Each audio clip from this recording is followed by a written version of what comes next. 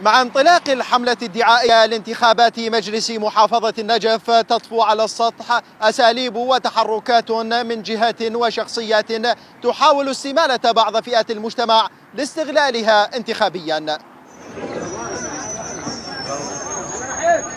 ملف الخريجين التربويين والإداريين غير المعينين يتحول إلى مزاد انتخابي.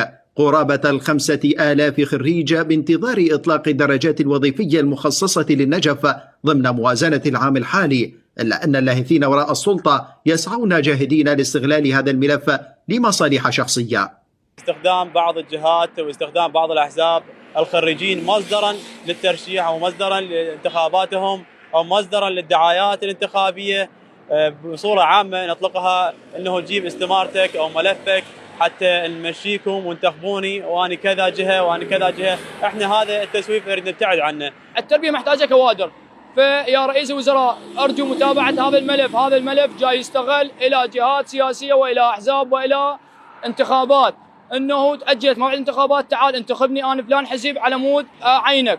فيجب اطلاق والاسراع في فرز الاسماء وعن اسماء قبل ان تستغل في دعايات انتخابيه. مراقبون للشأن السياسي في النجف قالوا إن مع كل انتخابات يتهافت المرشحون على إطلاق وعود لا يمكن الإيفاء بها في محاولة منهم لنيل الفوز بالانتخابات على حساب احتياجات المواطن.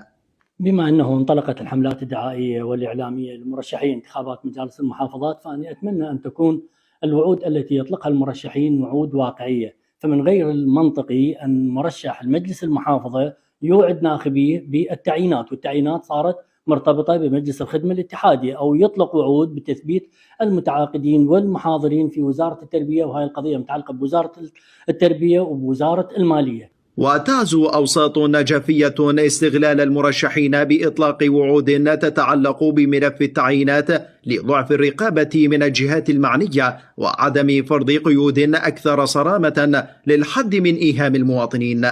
من النجف محمد الغالبي، وان نيوز.